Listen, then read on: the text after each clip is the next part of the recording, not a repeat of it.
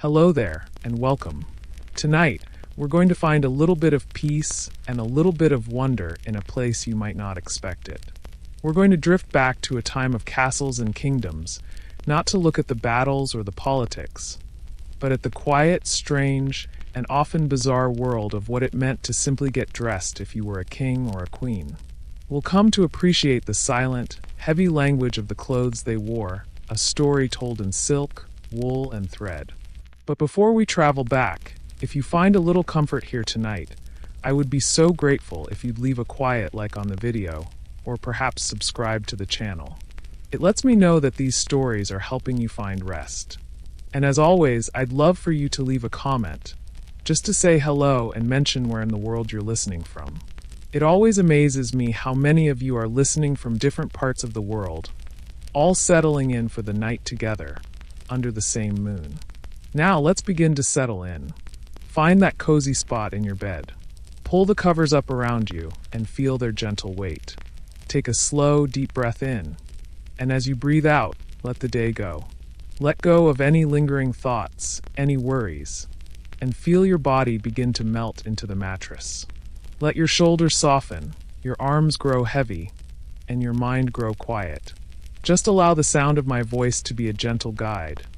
You don't need to hold on to any of it. Just let it float around you as you drift closer and closer to sleep. Now imagine for a moment. You blink your eyes open, not to the familiar sights of your own room, but to the deep, heavy silence of a castle chamber, long before the sun has risen. The air is cool and still, carrying the clean, earthy scent of damp stone.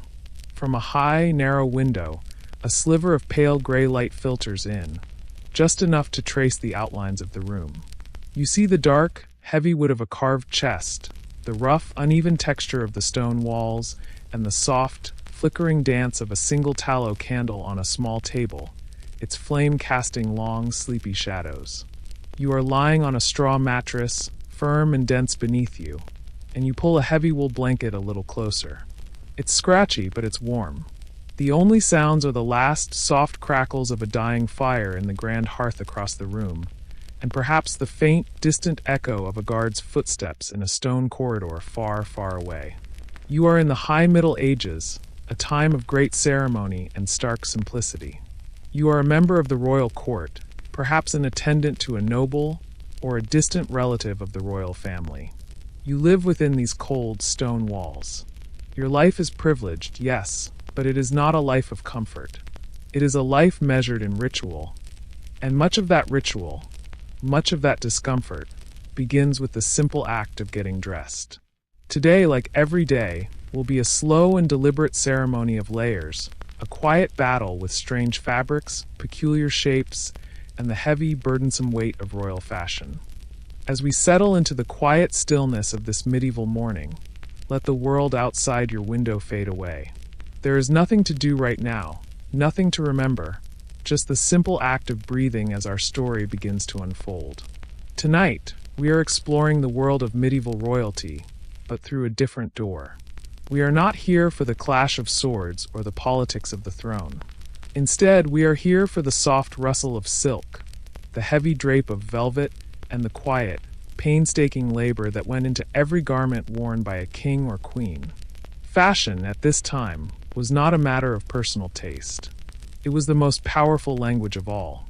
In a world with no photographs, no television, no internet, your clothing was your story. It told everyone who you were, where you came from, and how much power you held.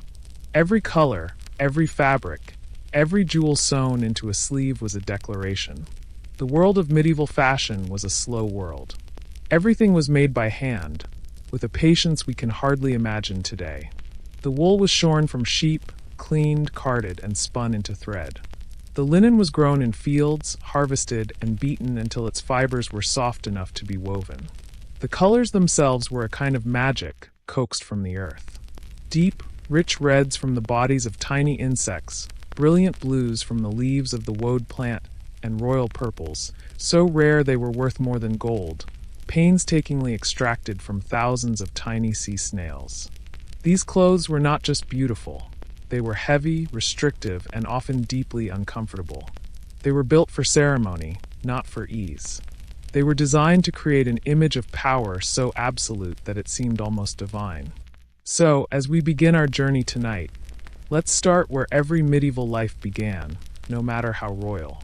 Let's start with the first, simplest layer of clothing to touch the skin. A humble garment that, even in its simplicity, had its own story to tell. Let's begin with the tunic. Before the jewels, before the crown, every life in this time began with a simple layer of cloth against the skin, a tunic, humble and honest. As the first hints of dawn begin to stretch across the stone floor of your chamber, the day begins not with a grand announcement, but with a quiet, personal ritual. It begins with this first garment.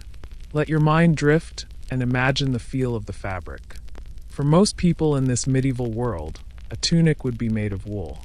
A coarse, heavy, practical fabric, still smelling faintly of the sheep it came from, and of the lanolin that gave it a natural resistance to water. It would be an itchy, scratchy affair, a constant reminder of the hard life lived by the common man. The weave would be thick, the color a muddy brown or gray from the fleece of an undyed sheep. It was a garment of pure function. But here, in the cold, quiet halls of royal power, things are different. The tunic laid out for you is made of linen. It is still a simple garment, but a world away in comfort. Feel its texture in your mind's eye. It is not the impossibly soft linen of the modern world, but it has been worked and washed enough times to have a certain suppleness. It is cooler to the touch than wool, and it lies more softly against the skin. This linen is a quiet luxury, a privilege you might not even notice, but one that separates you from the world outside the castle walls. The shape of the tunic is simple, almost crude by today's standards. It is essentially two large rectangles of cloth, one for the front and one for the back, sewn together at the shoulders and down the sides. The seams are thick and noticeable. You can feel them under your arms and along your torso. There is no complex tailoring here, no darts or elegant cuts to fit the contours of the body. The tunic hangs loosely, a straight line from shoulder to knee, or perhaps even to the ankle. For a woman, it would be longer, a simple, ground-grazing dress known as a chemise, but the principle is the same. It is a garment designed for purpose, not for form. Even for the king himself, this first layer is one of humility. His tunic, of course, would be made from the finest linen imaginable, bleached by the sun to a brilliant white, and perhaps washed with fragrant herbs. The weave would be so fine it would feel almost like silk against his skin. The seams would be sewn with incredible care by the most skilled hands in the kingdom, the stitches tiny and almost invisible. But still, the shape remains the same, a simple T-shaped garment. It is the foundation upon which all the symbols of his power will be built. You do not need to remember any of this, of course. Just let the thought of this simple, honest fabric be a comforting weight. Imagine the king, in the quiet of his own chambers, standing for a moment in nothing but this plain linen tunic. In that moment, he is not a monarch, not a divine ruler, but just a man. This garment is a great equalizer. It is the layer that touches the skin, that absorbs the sweat, that carries the human reality of the body beneath the crown. This tunic, this chemise, was the most important garment for hygiene. In an age where outer clothes were almost never washed, these linen undergarments were the soul of cleanliness. They were boiled with lye, scrubbed on rocks, and laid out in the sun to bleach. To have a clean linen tunic was to have a degree of comfort and dignity that was, in itself, a form of wealth. Think of the quiet, patient labor involved. The fields of flax grow under the sun. The stalks are harvested, soaked, and beaten to release their precious fibers. The slow, rhythmic work of the spinning wheel, turning fiber into thread. And the clatter of the loom, weaving those threads, one by one, into a piece of cloth. Hours and hours of human effort for this one simple garment. This tunic was also a powerful symbol. During the sacred ceremony of a coronation, the king would be stripped of his finery and anointed by the archbishop while wearing a simple tunic, much like a priest's alb. It was a moment of profound symbolism, showing that even a king stood humble before God, his power not his own, but granted from the heavens. Only after this anointing would he be dressed in the spectacular, jewel-encrusted robes of his office. The tunic was the beginning of his transformation from man to monarch. So as you settle deeper into your rest, just picture this quiet garment. A simple length of off-white linen, hanging in the dim light. It holds no pretense. It is not decorated with gold, nor is it dyed a brilliant color. It simply is. A soft, breathable layer of comfort in a hard and uncomfortable world. A silent testament to the human hands that made it and the human body it was made to clothe. Let the simplicity of it soothe your mind. There is no complexity here, nothing to figure out. Just the plain truth of a single piece of cloth. But this simple layer was merely the canvas upon which the true story of power would be woven. Let us drift down now, from the shoulders to the legs, to a garment of both fashion and frustration. The medieval hose. As the world outside your chamber door begins to stir with the quiet movements of the new day, the simple comfort of the tunic is left behind. It is time to clothe the legs, an act that in this era is a slow and sometimes clumsy affair. You don't need to focus too hard on this. Just let the story unfold. The garment we are speaking of is not trousers, nor pants as we know them. Trousers, with their unified shape, are a comfort of a future yet to be dreamed. No, these are hose, and they are for a man two separate pieces, one for each leg like a pair of very long, very snug stockings. Imagine the fabric. It is almost always wool, and for good reason. Wool has a natural stretch to it, a forgiving quality that is essential for a garment meant to cling to the leg. This wool is not the soft, fine knit of a modern sweater. It is a thick, sturdy weave, dyed in the deep, rich colors favored by the court. The cloth is cut on the bias, a diagonal angle to the weave, which allows it to hug the muscles of the calf and thigh. Even so, the fit is never perfect. The process of putting them on is a deliberate one. You would sit on the edge of your bed or on a wooden stool and take the first leg. You'd gather the tube of fabric in your hands and slowly, carefully, pull it up over your foot, your ankle, your calf, and all the way up your thigh. There is a constant, gentle pressure, a snugness that is at once securing and restrictive. You repeat the process with the other leg. Now, with both legs covered, a new challenge arises. How do they stay up? There is no elastic here, no modern invention to hold them in place. Instead, the top of each hose has a point, a long tie made of leather or cloth. These points are threaded through eyelets in the waistband of the linen undergarment, the braise, and tied securely. It is a system that requires patience. A knot tied too tightly will dig into your hip all day. A knot tied too loosely, and you risk the slow, embarrassing sag of a drooping hose as you walk through the great hall. This is the silent tyranny of the hose. A small, constant negotiation with your own clothing. And the colors are what truly tell the story. While a peasant might wear hose of a dull, natural brown, the legs of a nobleman are a vibrant spectacle. Deep, rich blues made from the woad plant, fiery reds from madder root, and sunny yellows from weld. These colors were a sign of immense wealth, a walking display of the fortune it took to create such pigments. Sometimes, a nobleman would indulge in a fashion known as mi-parti, or party-colored hose. Imagine one leg clothed in a deep sapphire blue, and the other in a brilliant, shocking crimson. This was not just a flight of fancy. It was a statement. The colors could represent a family's coat of arms, a declaration of allegiance to a certain lord, or even a tribute to a lady of the court. To see a man in mi-parti hose was to see his identity, his loyalties, worn for all the world to see. It turned the human form into a living banner. Think of the quiet visual of it. A room full of courtiers, their upper bodies clad in simple tunics, but their legs a kaleidoscope of dazzling, mismatched colors. It is a strange and beautiful sight, a forgotten rainbow from a time long past. But for all their visual splendor, the hose offered little in the way of practical comfort. There were no pockets. Any personal items, a coin, a key, a small knife, had to be kept in a pouch hanging from the belt that circled the waist. Reaching for something meant a slow, deliberate untying and readying. The snug fit, while fashionable, was also restrictive. The day was spent in a state of constant, subtle awareness of the garment clinging to you, a gentle pressure that you could never quite forget.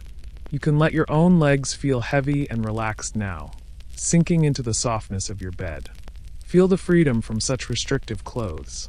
Feel the simple comfort of your blankets. The world of the medieval court, with its bright, tight, and demanding clothing, can drift away. It is just a story, a whisper from the past. As the legs were clothed in colors of allegiance, the feet, too, had their own story of strange elegance to tell. Imagine, if you will, a shoe that announces your arrival long before you do, a whisper of leather stretching far beyond your toes. Now that the legs are clothed in their bright, woolen hose, we drift down further still to the feet. And it is here that we find one of the most curious and impractical fashions of the entire medieval period.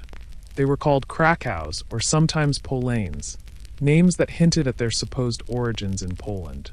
But whatever their name, their nature was one of pure, unapologetic extravagance. These were not shoes built for walking. They were built for sitting, for standing, for being seen. Picture a soft leather slipper, form-fitting and delicate. Now, imagine the toe of that slipper refusing to end. It keeps going, stretching forward, tapering into a long, fine point that extends 6 inches, a foot, or in the most extreme cases, even 2 feet beyond the end of the foot. It is a strange and almost comical sight, yet in the royal court, it was the height of elegance. The longer the point of your shoe, the more important you were. The sheer impracticality was the very source of its status. A man who wore such shoes was a man who did not need to work. He did not need to run or climb, or even walk with any sense of urgency. His shoes declared for him that his life was one of pure leisure. You can let your own feet relax as you think of this. Feel them resting, warm and comfortable, free from such a strange constraint. The points of these shoes, these krakows, were often stuffed with soft moss or wool to help them keep their shape, to prevent the delicate leather from curling or drooping. For the wealthiest nobles, the shoes themselves might be made of rich velvet or silk, embroidered with golden thread. Sometimes, for a truly grand occasion, a tiny silver bell would be attached to the very tip, announcing its owner's presence with a soft, gentle jingle with every shuffling step. The length of the toe was not left to chance. In England and France, sumptuary laws were passed. Laws designed to regulate what people of different classes could wear. These laws dictated, quite precisely, how long a man's shoe points could be. A common merchant might be permitted a point of 6 inches. A knight, perhaps a foot. But only the highest royalty, the dukes and princes, were allowed the most extreme, gravity-defying lengths. The shoe was a walking measurement of a man's place in the world. Now, imagine the simple act of walking in them. You could not stride. You could not take long, confident steps. Instead, you had to learn a particular kind of gait. A slow, shuffling movement, your feet lifting just enough to clear the floor, the long toes sweeping out before you. There is a quiet absurdity to it. A room full of powerful men, all forced to move with the careful, mincing steps of someone navigating a room full of sleeping cats. Stairs became a formidable challenge. Descending a spiral staircase in a castle tower required turning almost completely sideways, carefully guiding the long points of your shoes around the central column, one step at a time. To walk through a muddy courtyard was to risk ruining the delicate leather and staining the brilliant color. These were shoes for the pristine, carpeted floors of the great hall, and nothing more. They were, in every sense, a beautiful cage for the feet. You don't need to hold on to this image. Let it drift away like a strange dream. The soft shuffle of leather on stone, the glint of a silver bell, the slow, careful dance of men in pointed shoes. It is all just a part of a quiet, forgotten story, a story that is helping you drift deeper and deeper into peaceful sleep. While the men navigated the world in their pointed shoes, the queen's attire told a different, heavier story. For a queen, to dress was not a simple act. It was a ceremony of layers, each one adding weight, warmth, and symbolic power. Let us leave the world of men, with their bright hose and pointed shoes, and drift now into the quiet, candlelit chamber of the queen. Here, the ritual of dressing is even slower, more deliberate, and infinitely heavier. As you rest in your own bed, feeling the gentle weight of your blankets, you can perhaps imagine the profound weight a queen had to carry all day long. The process begins, as it always does, with the simple linen undergarment. For a woman, this is the chemise. It is soft, fine, and flows down to her ankles. It is the only layer that will be washed regularly, a clean and honest foundation against her skin. It is a moment of simple, unadorned comfort before the ceremony of state attire begins. You can let your mind feel that simple comfort now, that feeling of softness against the skin, as you sink deeper into your own rest. Over the chemise comes the first true gown, known as a kirtle. This is the structural garment, the one that creates the elegant, long silhouette of the medieval lady. Think of it being slipped over the queen's head, the fabric cool and heavy as it settles around her. This kirtle is likely made of fine, high-quality wool, dyed a single, beautiful color. It is fitted closely to the torso, its shape created not by complex tailoring, but by long, careful lacing along the back or sides. Imagine the lady-in-waiting slowly pulling the laces taut. There is a feeling of being gently encased, held firm and upright. It is not painfully tight, but it is undeniably restrictive. It encourages a straight posture, a regal stillness. The kirtle sleeves are long and tight, fitting snugly all the way down to the wrist. From the hips, the gown flares out dramatically, falling in heavy, graceful folds to pool on the floor around her feet. Just this one garment alone is heavy. Its woolen folds a constant, gentle presence. But the kirtle is merely the underdress. It is the layer of color that might peek out at the wrists or at the hem. The true statement of power is the garment that comes next, the overgown or surcoat. This is where the true wealth of the kingdom is displayed. The surcoat is made from the most luxurious fabrics known to the medieval world. Perhaps it is a deep, shimmering velvet, a fabric so expensive that its production is a closely guarded secret. Or maybe it is silk damask, brought thousands of miles along treacherous trade routes from the Far East, its surface woven with subtle, shimmering patterns of vines or birds. This overgown is voluminous. It is designed to be slipped on over the kirtle, and it hangs with an immense, majestic weight from the shoulders. The sleeves are often extraordinary, long, trailing panels of fabric that might hang almost to the floor, sweeping behind the queen as she walks. They are beautiful, but they render her hands almost useless for any practical task. This is fashion as a declaration. A queen does not perform labor. Her very clothing makes it impossible. And for warmth, for that ultimate statement of royal status, the inside of the overgown is lined entirely with fur. Not the rough fur of a rabbit, but the impossibly soft, dense fur of sable or the pure, white fur of ermine. This lining is a secret luxury, a whisper of immense wealth felt only by the queen herself, adding another layer of incredible weight to the ensemble. Imagine the feeling of it all. The soft linen of the chemise, the firm hold of the woolen kirtle, and the immense, shifting weight of the velvet and fur overgown. To move is to set in motion a small ocean of fabric. To walk is to feel the drag of the hem on the stone floors. The queen is not so much wearing a dress as she is inhabiting a small, mobile palace of textiles. It is a beautiful, magnificent burden. And as you lie there, feeling the simple, easy comfort of your bed, you can let that thought go. Let the feeling of that great weight just drift away into the quiet of the room, a forgotten sensation from a time long, long ago. As the queen was draped in fabric, her head became a canvas for its peculiar art. Drifting up from the heavy velvet of the queen's gown, up past her shoulders and the fine column of her neck, our attention now settles upon her head.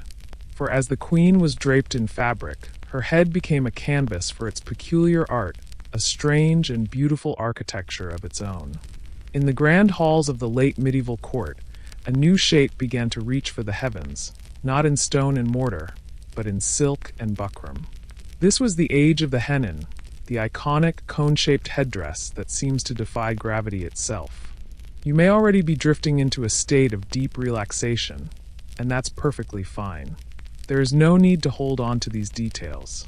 Just allow them to be a soft backdrop for your journey into sleep. Imagine you are standing in a quiet corner of the Great Hall. The light from the high, arched windows is soft and hazy, catching the dust motes as they float lazily in the air. The queen enters, and the first thing you notice is not her gown, but the impossible tower she wears upon her head.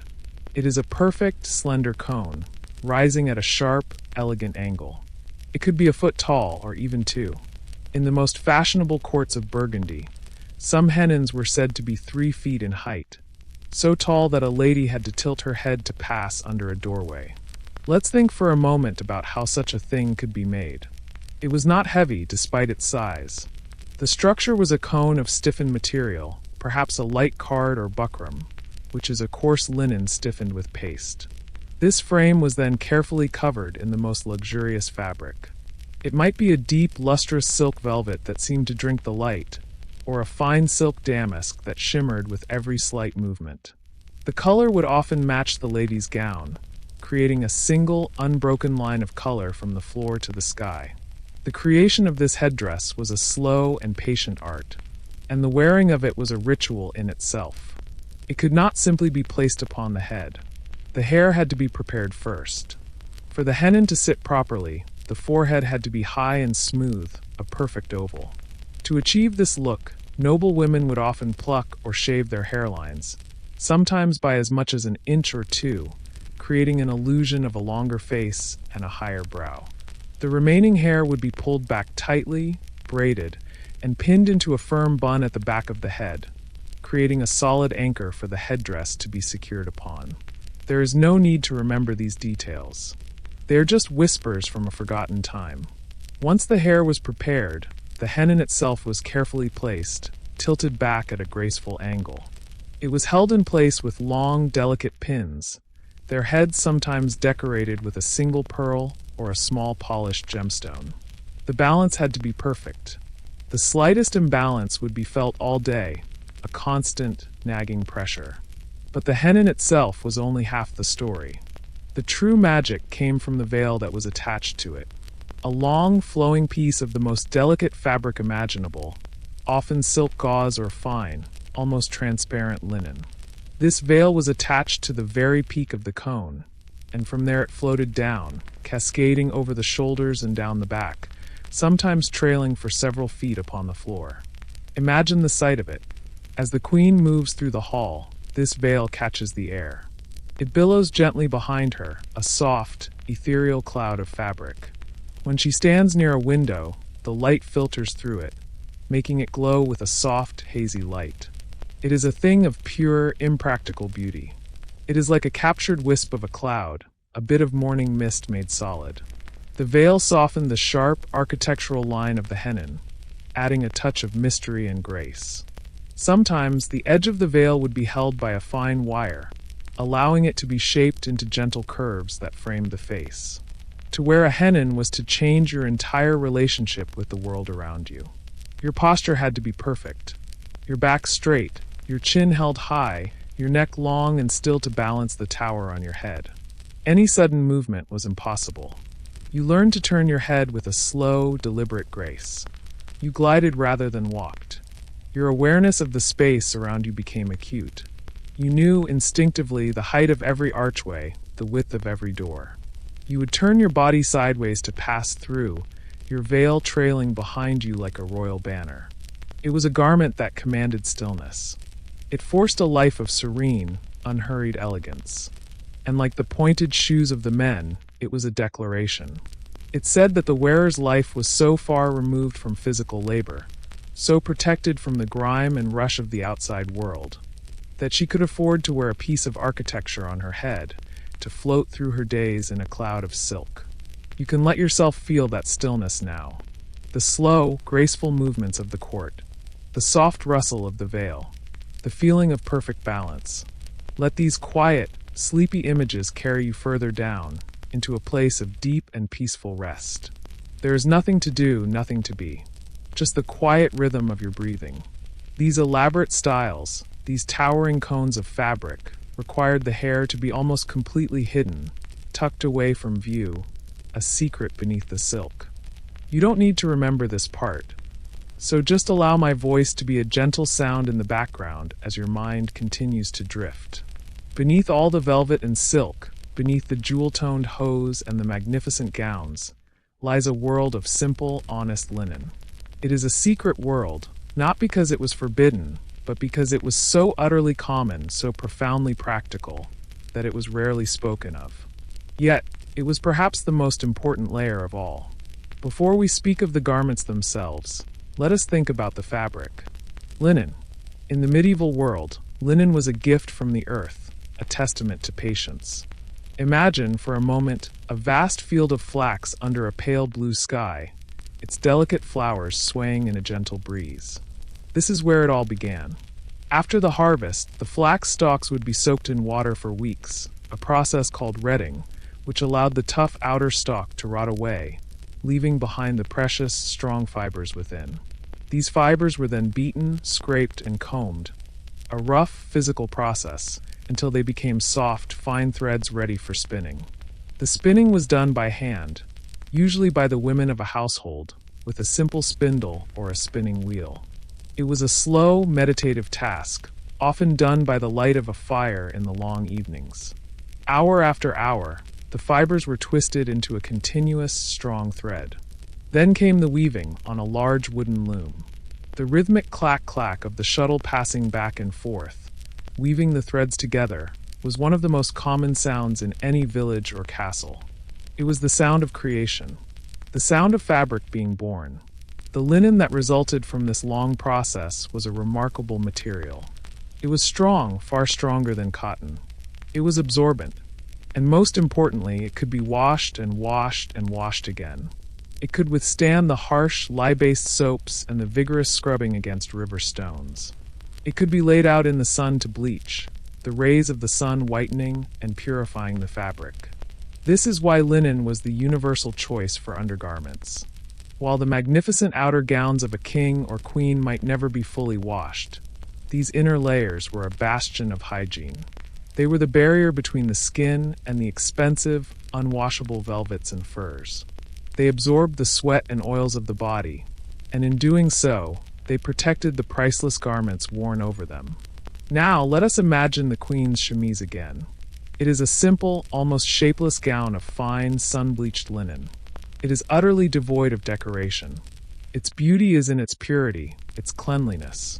When she puts it on in the morning, it is cool against her skin. It smells faintly of the air and the sun it dried in. It is a moment of pure, unadorned comfort. The chemise is long, reaching her ankles and loose-fitting, allowing air to circulate. It is the most intimate garment, the one that lives closest to her, and it is changed frequently, perhaps even daily if her station allowed. This simple act, the changing of a clean linen chemise, was one of the greatest luxuries of the medieval world. It was a feeling of freshness, of purity, in an era where such sensations were rare and fleeting. For a man, the equivalent was a set of two garments. He also wore a linen tunic or shirt, much like the woman's chemise but shorter, perhaps ending at the hip or thigh. But beneath this, he wore a garment known as braise. You can let this word just float by. It is not important to remember. The braise were loose-fitting linen shorts, or sometimes longer trousers, held up by a simple drawstring tied at the waist. Think of their practicality. They were baggy, comfortable, and allowed for ease of movement. There was no complex tailoring, just simple, functional design. They were, like the chemise, made to be washed. But they also served another crucial function. They were the anchor for the hose we spoke of earlier. The long ties at the top of each stocking were pulled through the drawstring of the braise and tied fast, holding the hose securely in place. It was an ingenious, if somewhat clumsy, system. These undergarments were the unsung heroes of the medieval wardrobe. They were not beautiful, they were not fashionable, they were not meant to be seen. But their existence allowed for the magnificent outer layers to exist. They were the quiet, humble foundation upon which the entire spectacle of royal fashion was built. A person's wealth could often be judged not by the jewels on their overgown, but by the quality and quantity of the linen they kept. A large chest full of clean, fine linen chemises was a truer sign of status than a single brightly colored gown. It meant you had the resources to have this much fabric, the servants to launder it, and the dignity of starting each day with a clean layer against your skin. As you continue to drift and relax, think of the simple, honest comfort of clean linen. The feeling of a soft, sun-warmed fabric. It is a feeling that connects us, across the centuries, to these people from a time so different from our own. The desire for comfort, for cleanliness, is a timeless human feeling.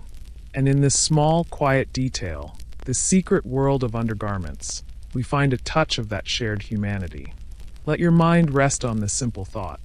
The thought of clean, white linen drying in a gentle breeze under a warm sun. It is a peaceful image, a simple image, and you can let it carry you deeper now into the quiet comfort of your own bed.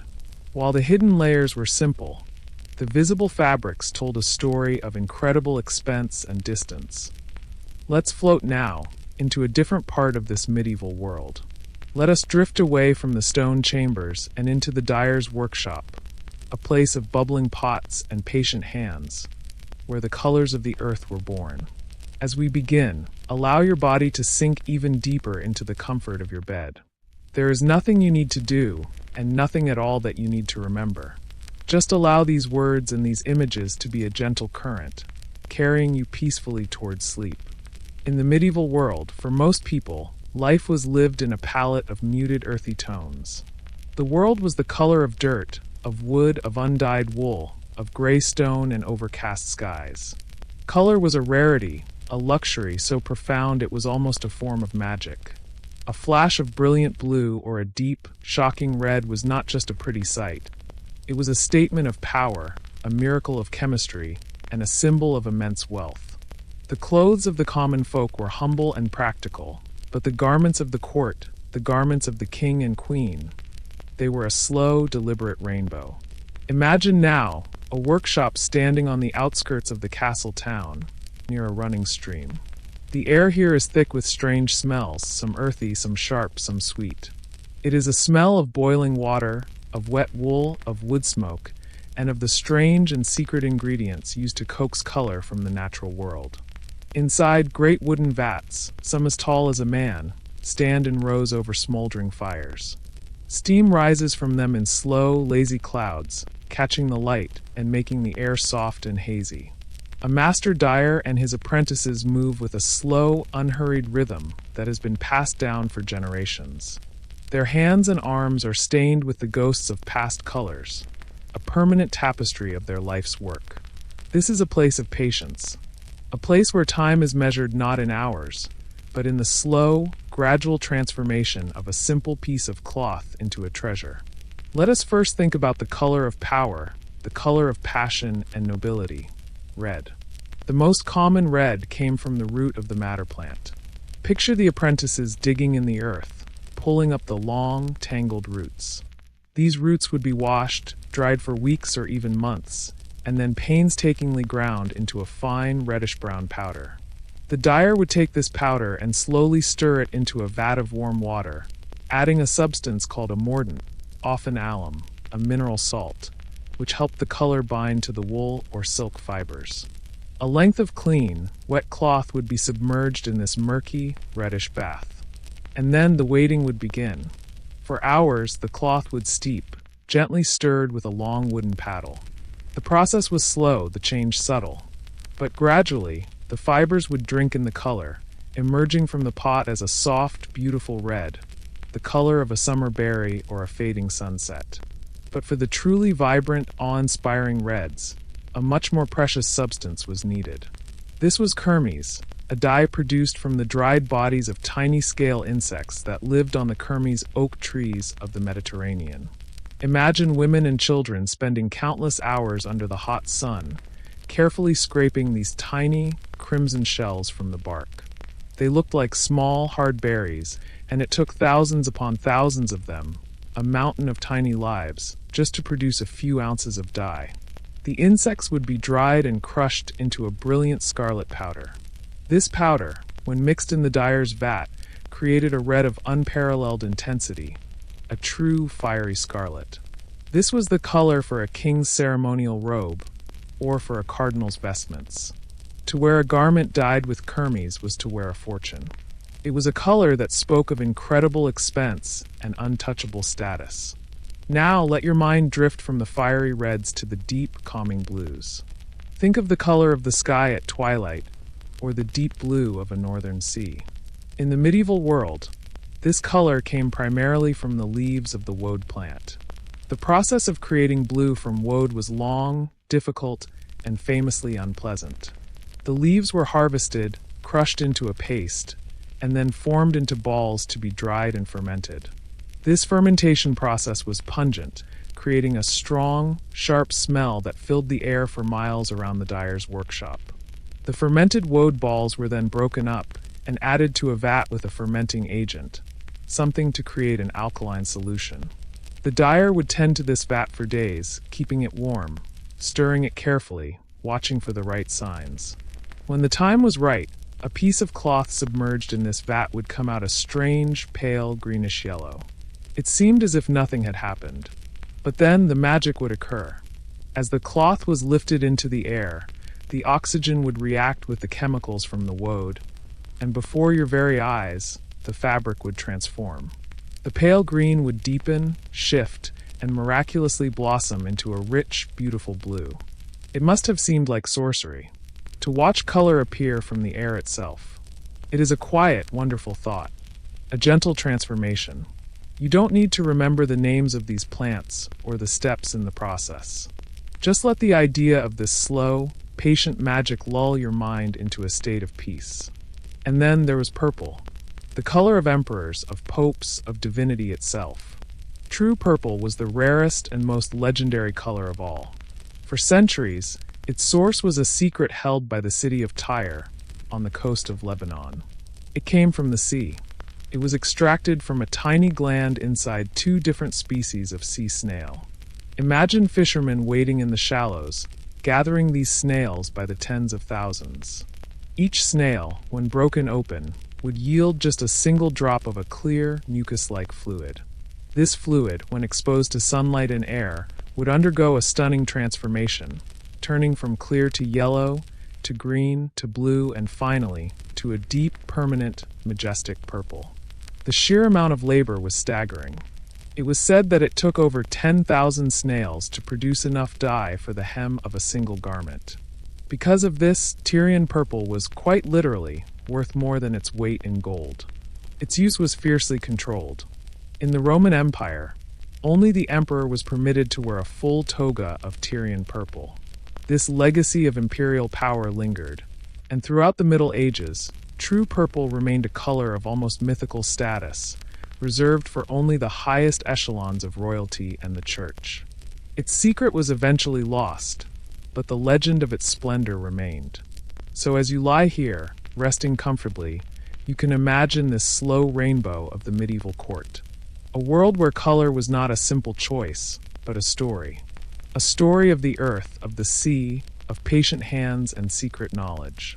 The deep, earthy red of madder root, the fiery scarlet of kermes, the magical, airy blue of woad, and the impossible, legendary purple of the sea. These were the colors that painted the world of kings and queens, a vibrant dream in a muted world. Let these colors wash gently over your mind, a soft and soothing spectrum to guide you into a deep and dreamless sleep.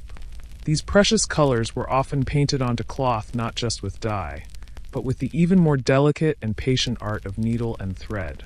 Of course, I will ensure this chapter is written to the extensive length you've requested, focusing.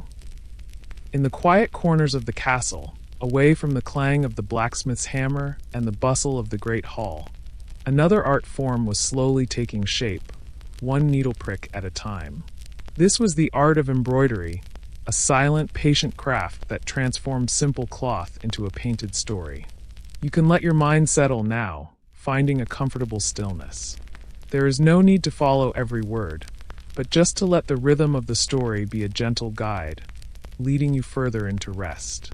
Imagine a room high in a castle tower. It is a solar, a private chamber where the ladies of the court gather. The light from a tall, leaded glass window falls softly across the room, illuminating the air and casting long, gentle shadows. The room is peaceful. The only sounds are the whisper of the wind outside the thick stone walls, the distant cry of a bird, and the soft, rhythmic hiss of thread being pulled through fabric. Here, noble women and their attendants are bent over large wooden frames, their heads bowed in deep, quiet concentration. Their work is slow, meticulous, and breathtakingly beautiful. Let us first consider the materials of this delicate art. The canvas for this work is a piece of the finest fabric, stretched taut across a rectangular frame to keep it perfectly smooth. It might be a panel of deep blue velvet, its surface like a moonless night sky, or a piece of fine, creamy linen, as smooth and pale as a newly laid egg. Upon this fabric, a design would be faintly drawn, perhaps with a fine piece of charcoal or a light, watery paint. It might be the outline of a falcon, a twisting vine of ivy, or the proud figure of a lion from the family's coat of arms. This faint gray line is a promise, a map for the needle to follow. And the thread itself was a treasure. The most common thread for this fine work was silk. Imagine that silk, its journey a long and almost mythical tale in itself. It traveled thousands of miles across deserts and mountains, along the Great Silk Road from distant China, passing through countless hands, its value increasing with every mile. To the medieval court, silk was a whisper from a fantastical world. It was incredibly strong, yet finer than a human hair, and it held color with a brilliance that wool and linen could never match. Think of the bundles of it, lying in a wooden box. Hanks of silk thread dyed in the jewel tones of the court, the deep crimson of kermes, the brilliant blue of woad, the sunny yellow of weld. When the light from the window touches these threads, they seem to glow from within. But for the most important work, for the garments of the king and queen, even colored silk was not enough. For this there was gold. Not the thread of fairy tales, spun from pure gold, but something even more ingenious and patient. Craftsmen would take a small ingot of pure gold or silver and hammer it into a leaf so impossibly thin it would float on the air. This leaf was then cut into the narrowest of strips, which were carefully, painstakingly, wrapped around a core of yellow or white silk thread. The result was a thread that glittered and shone with the pure, soft light of precious metal, yet remained flexible enough to be stitched into fabric. Imagine the feel of this gold-wrapped thread. It would be cool to the touch and heavier than simple silk. To work with it required immense skill. It could not be pulled too tightly, for fear of breaking the delicate metal wrapping. Each stitch had to be placed with perfect precision. Now let your mind drift to the process itself. Picture a lady sitting before the large wooden frame. Her needle is a fine, sharp sliver of polished steel. She selects a thread of silk, perhaps a deep forest green, for a leaf. She pierces the taut fabric from below, pulling the needle and its trailing thread through. She guides the needle back down, a tiny distance away, and a single perfect stitch of color appears on the surface. Another pierce, another pull. A soft, whispering sound, over and over again. It is a slow, hypnotic rhythm. A meditation in motion. You can listen for that rhythm in your own breathing now. The slow, gentle rise, and the slow, gentle fall.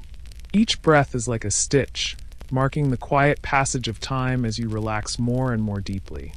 To fill in the shape of a leaf or a flower petal, she would use what was called a satin stitch, laying the threads closely side by side, creating a smooth, glossy surface that would catch the light like the painted wing of a butterfly. For the fine outlines of a face or a hand, she might use a delicate split stitch, where the needle comes up through the previous stitch, splitting the thread to create a fine, unbroken line like a pen stroke. And for the heavy gold threads, a different technique was required. These threads were too precious and too stiff to be pulled through the fabric repeatedly.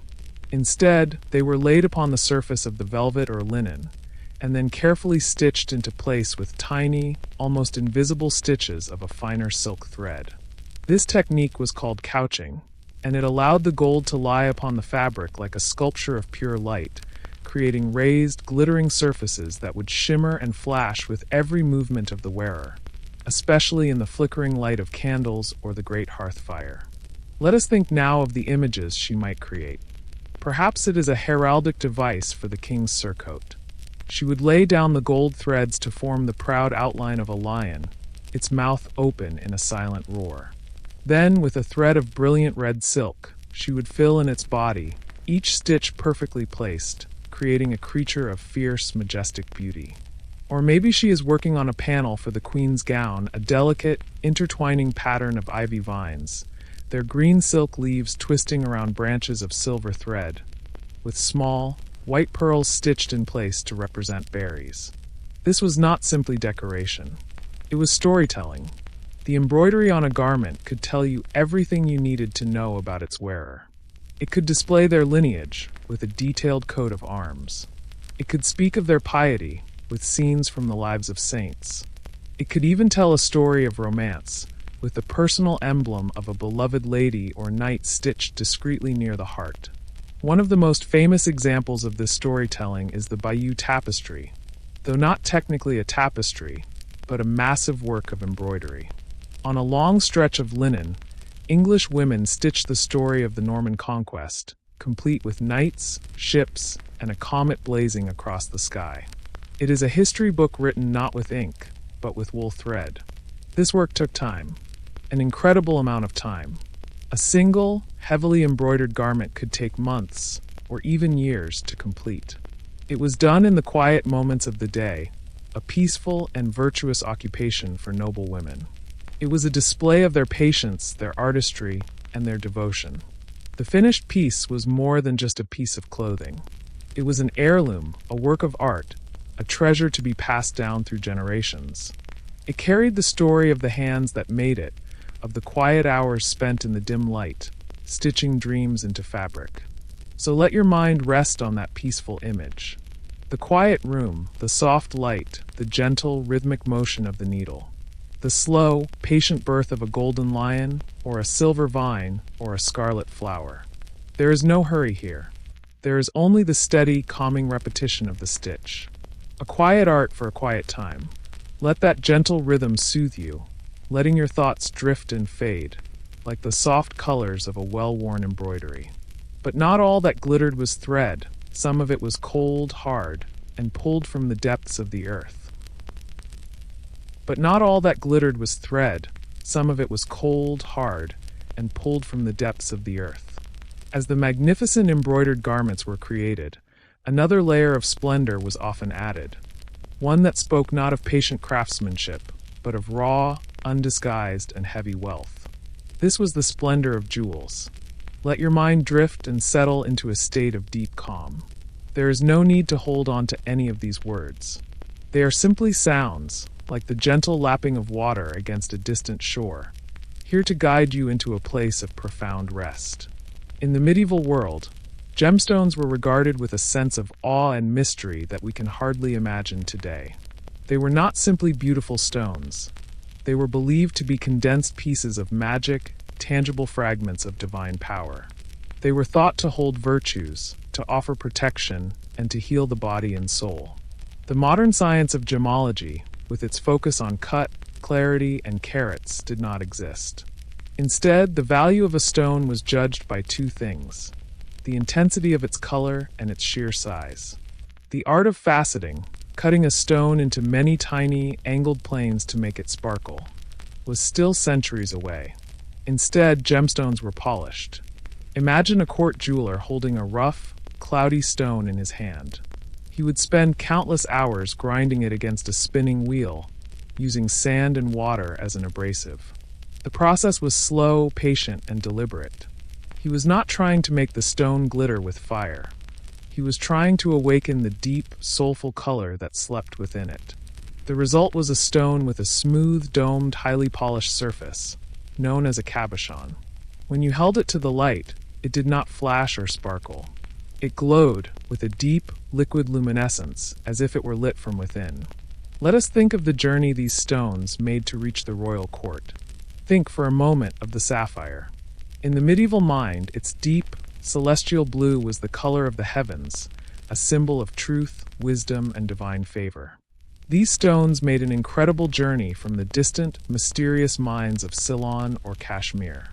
They were traded from hand to hand, passed along ancient routes, carried in silk pouches by merchants on camels, and sailed across treacherous seas.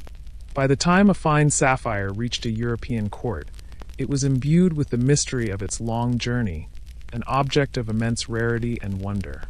Or think of the ruby, its color like a drop of pigeon's blood. It was the stone of kings, a symbol of power, passion, and courage. Many of the stones called rubies in the Middle Ages were actually what we now know as red spinels, but they were no less treasured for it. Their deep, fiery glow was thought to protect the wearer from harm and to guarantee victory in battle. To own a large, polished ruby was to own a piece of condensed fire. And then there were pearls. Unlike the hard, cold stones pulled from the earth, pearls were born from the water, a soft, organic miracle. They were harvested from oysters in the warm waters of the Persian Gulf, or from freshwater mussels in the rivers of Scotland and Germany. Think of their soft, gentle luster, their iridescent sheen that seems to shift and change with the light. Pearls were symbols of purity, of innocence, and of the moon. They were immensely fashionable, and a queen might own ropes of them, hundreds of perfectly matched spheres, each one a tiny miracle from the deep. Now, how were these treasures, glowing sapphires, these fiery rubies, these lustrous pearls, worn? They were not placed in the delicate, claw-like settings we know today. The methods of the medieval jeweler were more direct, more robust. Often, a hole would be drilled straight through the center of a smaller stone or a pearl, allowing it to be strung on a thread and worn as a simple bead. But for larger stones, a different method was used. They were encased in a simple, smooth setting of gold, like a collar, which followed the shape of the polished cabochon. On the back of this gold casing, the jeweler would solder small metal loops. This allowed the entire jewel to be treated like a heavy, precious button. It could then be sewn directly onto the fabric of a gown, a cloak, or a belt. Imagine the work of the queen's seamstress. Before her is a panel of deep purple velvet, destined to become the front of a royal robe. On a table beside her is a wooden tray filled with these gold-backed jewels. She begins her work, taking a large blue sapphire, its surface as dark and deep as a midnight lake. With a strong silk thread, she carefully, firmly, sews it into the center of the collar. Then she takes smaller pearls and begins to stitch them in radiating lines around the sapphire, creating a starburst of soft, white light. She adds deep green emeralds and fiery red spinels, scattering them across the bodice of the gown like stars in the night sky. With each jewel that is added, the garment grows heavier. The simple velvet, once soft and pliable, becomes a stiff, heavy, armored textile. Think of the weight of such a piece of clothing. To wear it would be a physical effort. The shoulders would ache under the strain. It was not clothing in a practical sense. It was a wearable treasury, a physical manifestation of the wealth and power of the entire kingdom. When the king or queen would move through the great hall, their jeweled garments would create a quiet, specific sound. Not a jingle, but a soft, heavy, clicking sound as the stone-encrusted fabrics shifted. It was a subtle sound, but an unmistakable one. It was the sound of power in motion. In the flickering torchlight, the polished surfaces of the gems would catch the flames, glowing with their deep, internal fire. The effect would be mesmerizing, almost supernatural. It made the wearer seem more than human, a being of light and color and immense, unassailable authority. You can let yourself feel the imagined weight of such a garment now, the cool, smooth touch of the stones. And then you can let that feeling go. Release it, and feel the lightness of your own body, the simple comfort of your bed. The heavy splendor of the medieval court is just a story, a dream from long ago. Let the deep, calming blue of the sapphire fill your mind, a peaceful, quiet color. Let the fiery red of the ruby fade into a soft, warm glow. And let the gentle, lustrous white of the pearl be a soft light, guiding you further and further into a state of deep and peaceful sleep. The stones are quiet now, their glow fading into the darkness. Just as the jewels adorned the body, another material, soft and silent, brought its message of wealth and power, trimming the edges of these magnificent creations. Let the mind drift now to a feeling of softness and warmth, the gentle touch of fur against the skin. In the cold, drafty castles of the medieval world, fur was more than just a luxury. For many, it was a necessity, a vital shield against the biting chill of winter. But in the royal court, fur was transformed. It became a silent, secret language of power, a whisper of wealth worn closer to the body than any jewel. As you settle more deeply into your own warmth and comfort, let your mind travel back to that world. For the common man, a shepherd or a farmer, fur meant the rough, practical warmth of a sheepskin cloak, its woolly side turned inward. It was heavy, it was coarse, and it smelled of the flock. For a woodsman, it might be the durable hide of a wolf or a deer. These were furs of survival. But the furs of the court were furs of status, and they told a story of a world entirely apart. Let us first think of the most sacred, most revered, and most fiercely protected fur of all, ermine. Imagine a small creature, a type of stoat, living in the vast, snow-covered forests of the north. In the summer, its coat is a simple brown, but as the days shorten and the cold deepens, a miracle occurs. Its fur transforms, turning a brilliant, immaculate snow white. Only the very tip of its long tail remains a perfect, shocking black. This was the ermine, a creature whose winter coat was seen as a symbol of ultimate purity. There was a legend, whispered in royal courts across Europe, that the ermine was so fiercely protective of its white coat that it would rather face death than allow a single speck of mud or dirt to soil it.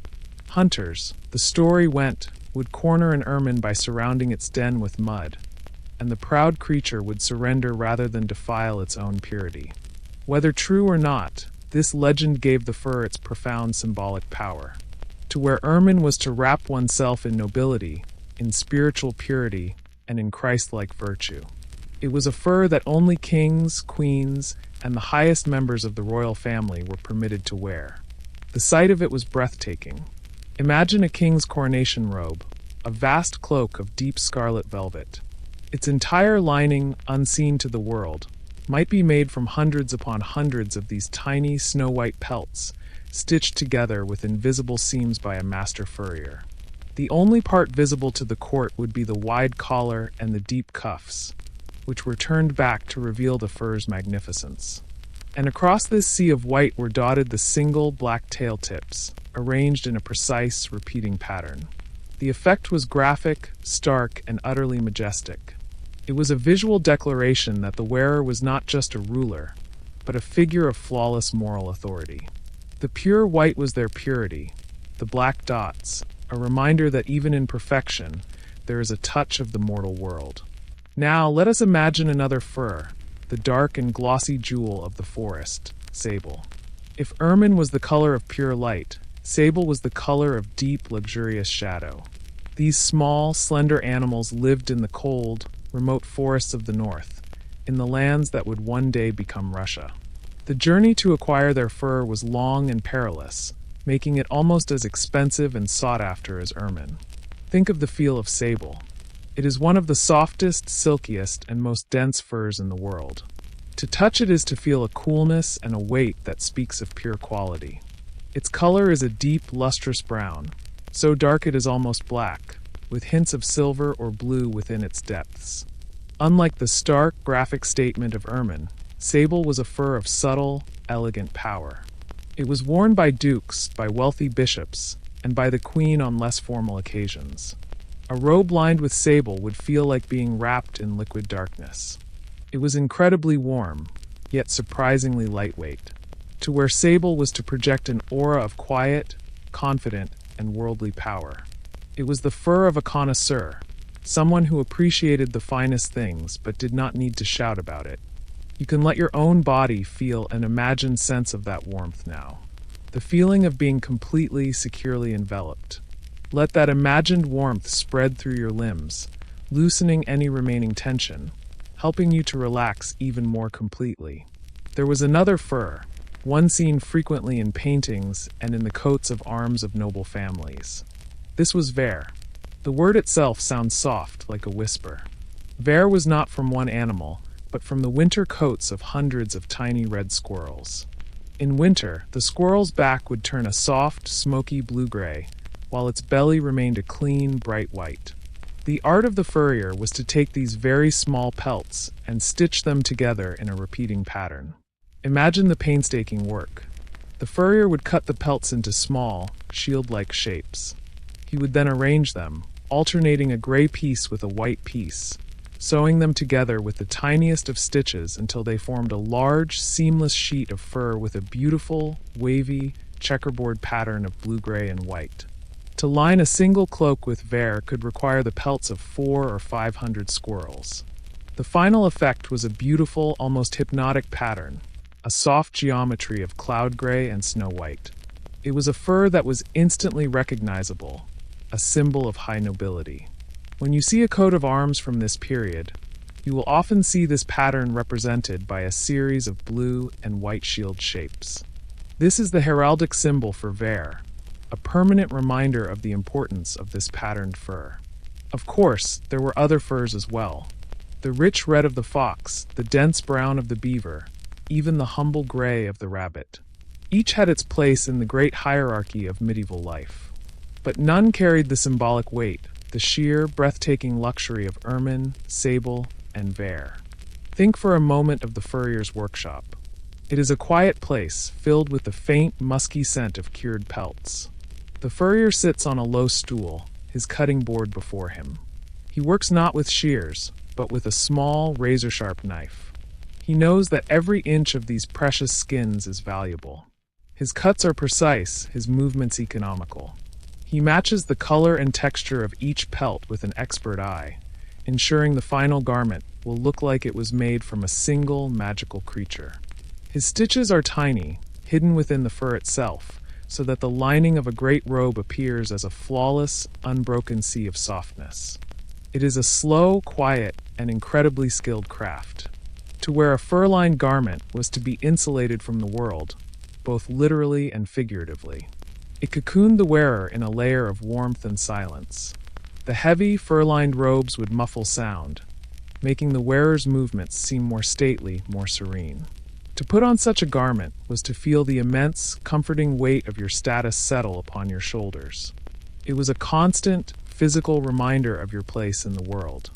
And as you rest now in your own warm and comfortable space, you can let these thoughts of softness and warmth envelop you. Imagine the pure, dreamlike white of the ermine fur. Imagine the deep, dark, silky comfort of the sable. Let the feeling of being completely, peacefully, and warmly cocooned guide you now, further and further into the quiet stillness of sleep. These beautiful garments, however, these treasures of silk and jewels and fur, were not easy to care for. Their upkeep was a constant, quiet battle against the realities of the world. You may already be drifting off, and that is a wonderful thing. Let your mind float gently on the sound of my voice. There is no need to follow along too closely. Let these words be like a soft rain on a distant roof, a calming sound to accompany you into deeper rest. We have seen the magnificent garments of the court, the velvets, the silks, the furs, the jewels. But these treasures, once created, presented a new and constant challenge. The quiet, never-ending battle against the dirt and smells of the medieval world. Imagine for a moment the environment of a castle, even a royal one. The air is almost always thick with the scent of wood smoke from the dozens of hearths and cooking fires. The floors are made of stone, and despite being swept with rushes, they hold a fine layer of dust that rises with every footstep.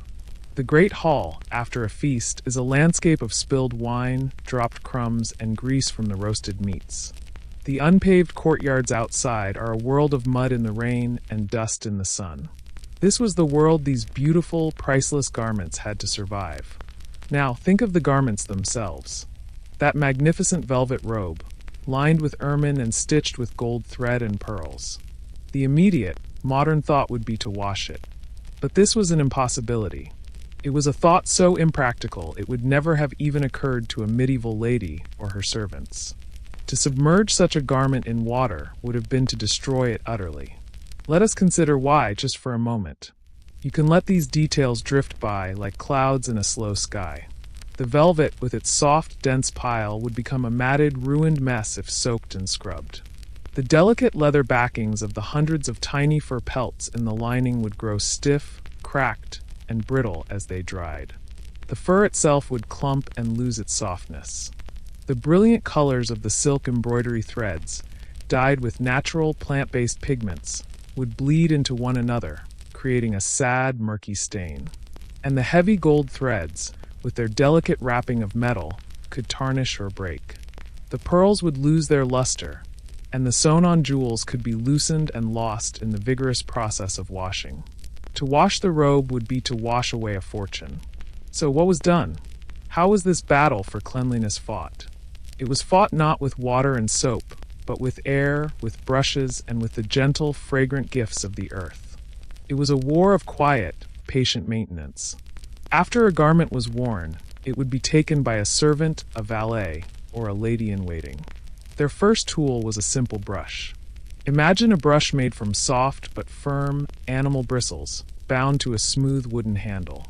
The heavy robe would be laid out on a long table, and the servant would begin to brush it with slow, methodical strokes. Following the nap of the velvet, they would gently sweep away the surface layer of dust, any loose hairs, or small bits of debris from the day. It is a quiet, rhythmic sound. The soft shush, shush, shush of the bristles moving over the fabric. A calming, repetitive motion. Over and over again, until the deep, rich color of the velvet was restored, its pile smooth and unblemished. If there was a specific stain, a drop of wine from the feast, a small smudge of grease, it would be treated with the utmost care. A clean linen cloth would be dampened, perhaps with a little bit of weak vinegar or just pure water, and the spot would be gently, patiently dabbed. There was no rubbing, no scrubbing, just a light, persistent touch, lifting the stain from the fibers without damaging the delicate fabric around it. It was a task that required a steady hand and immense patience. But the greatest challenge was not the visible stains. It was the invisible smells. The scent of wood smoke, of cooked food, of horses, and of the human body itself would cling to these heavy fabrics. The primary weapon against these odors was the air itself. On a bright, sunny, and breezy day, the castle's inner courtyard might be transformed. Long clotheslines would be strung between posts, and the great robes and gowns of the royal family would be hung out to air for hours. Picture the scene. The deep purple and scarlet velvets, the rich blue wools, all hanging in the fresh air, swaying gently in the wind. The sunlight would warm the fabric, and the breeze would pass through the heavy folds, carrying away the stale scents of the castle and imbuing the cloth with the clean, fresh smell of the outdoors. It was a simple, natural, and surprisingly effective form of dry cleaning. For the times when the weather did not permit, or for a more persistent scent, another tool was used: perfume. Not the liquid perfumes we know today, but the dry, subtle, and long-lasting fragrances of herbs and spices. The most common way to scent a room or a wardrobe was with a pomander. Imagine a small, intricately carved ball of silver or gold, hinged so it could be opened. Inside, it was filled with a solid, waxy paste made from a mixture of fragrant substances. There might be ambergris, a rare and precious material from the sea with a sweet, earthy scent.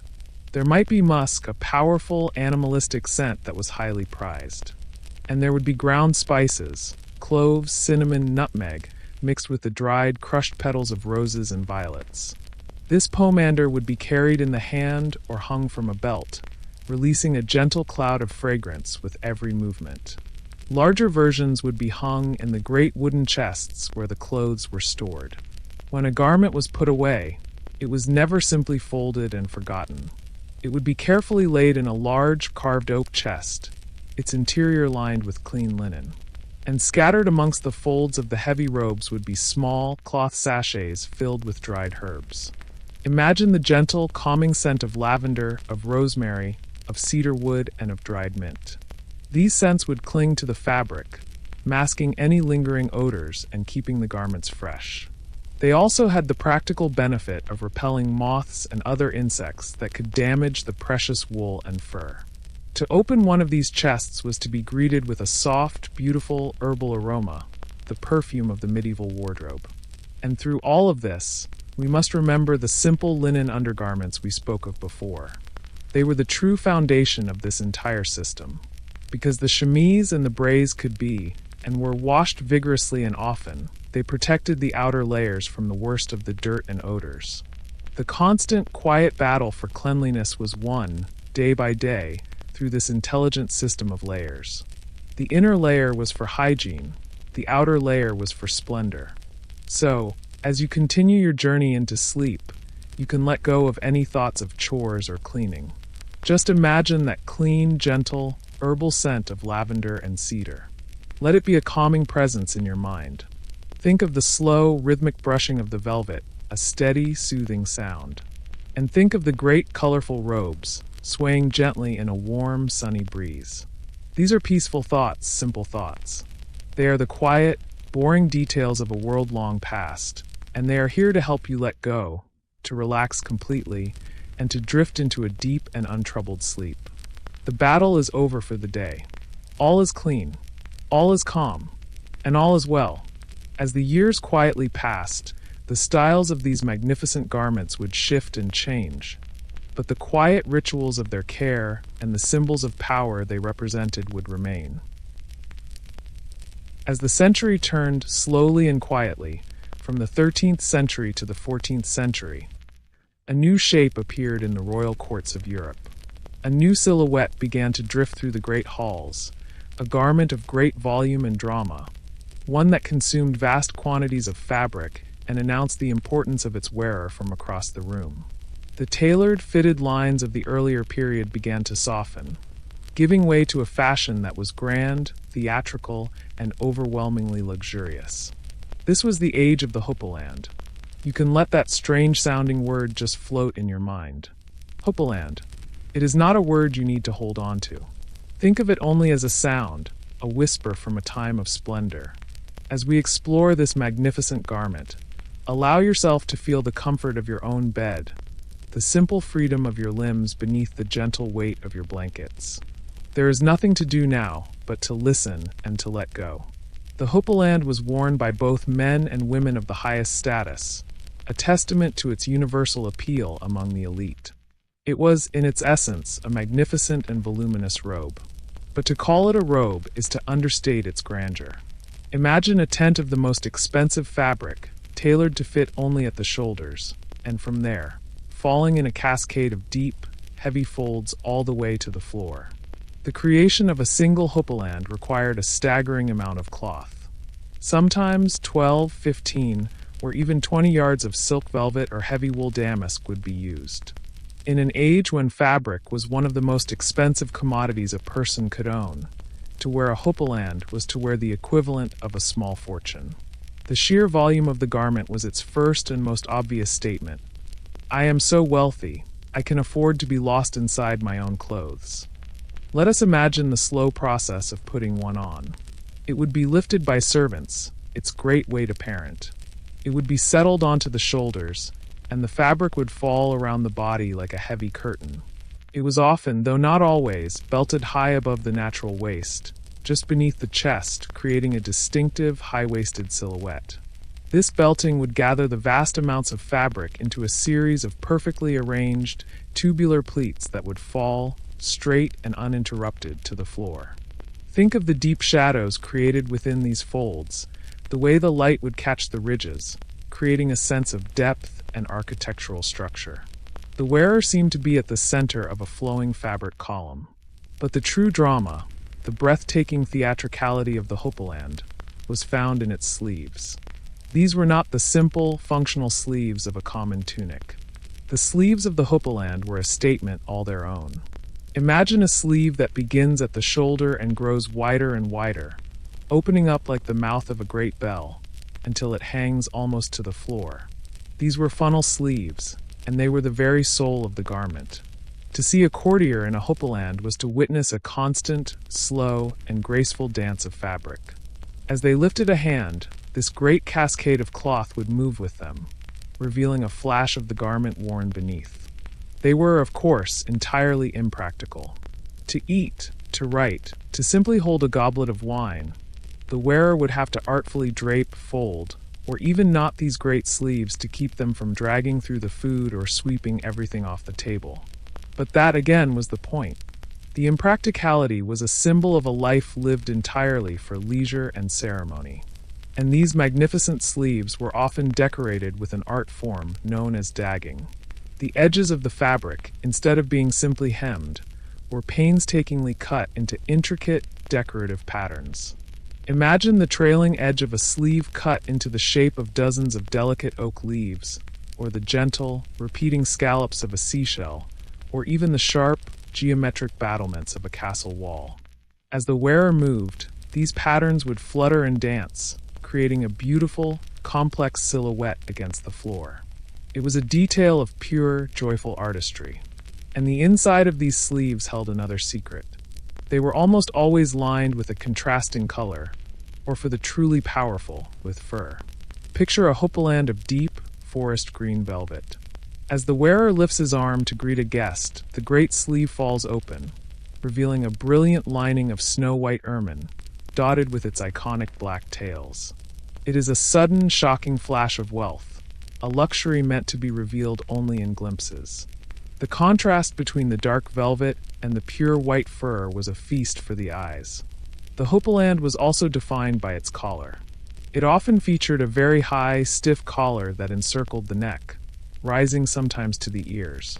This collar was stiffened with buckram or pasteboard and held its shape, forcing the wearer to keep their chin high and their posture impossibly erect.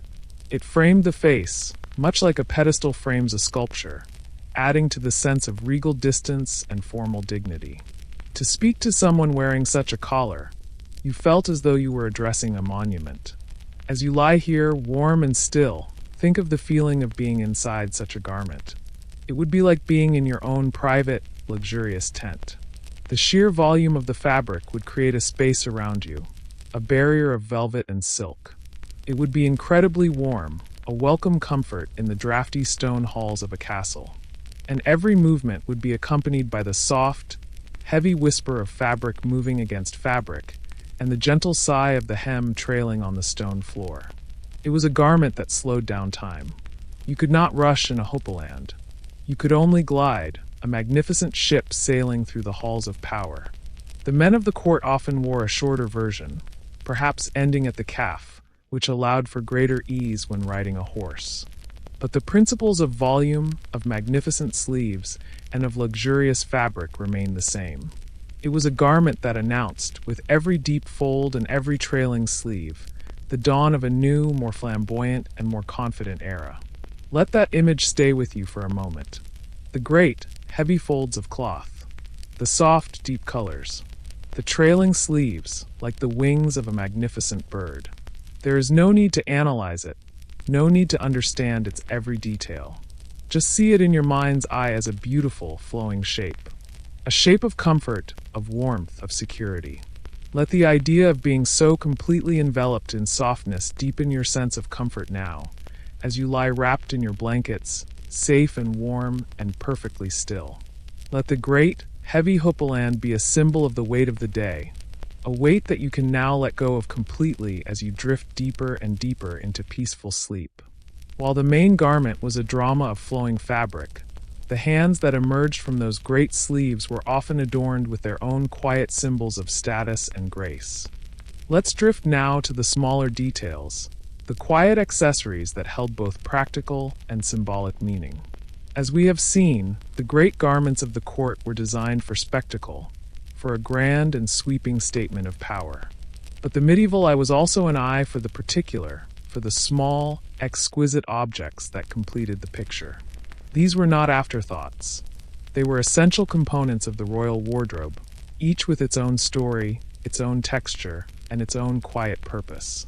You can let your mind settle on these small things. There is no grand story here, no drama. There is only the close examination of beautiful, forgotten objects. Allow the quiet detail to be a calming anchor for your thoughts, a peaceful place for your mind to rest as you drift further into sleep. Let us first consider the belt, or as it was often called, the girdle.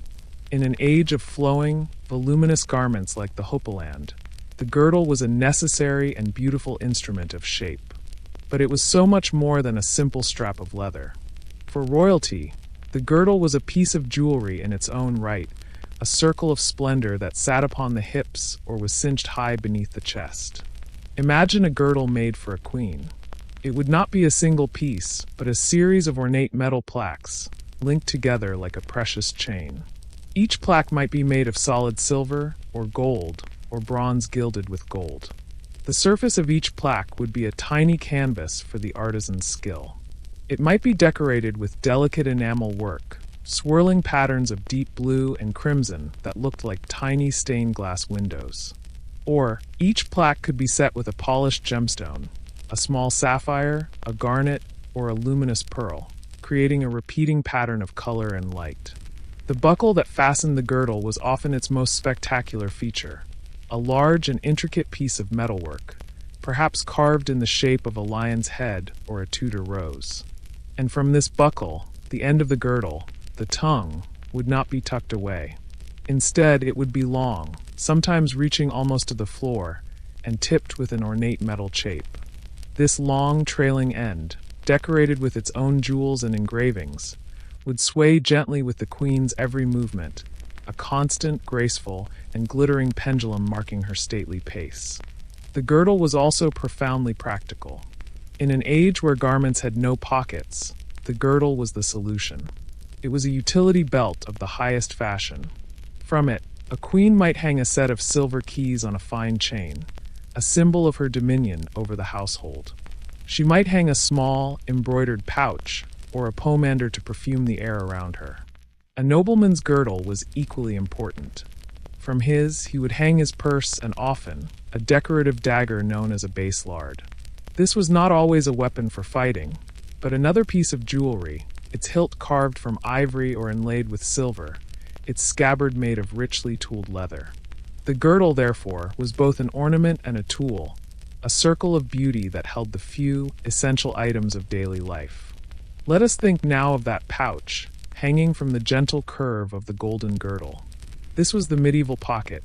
It was a small, soft bag, usually made of fine leather, silk, or velvet, and closed with a drawstring of woven silk cord, often ending in ornate tassels. The front of the pouch was another space for decoration.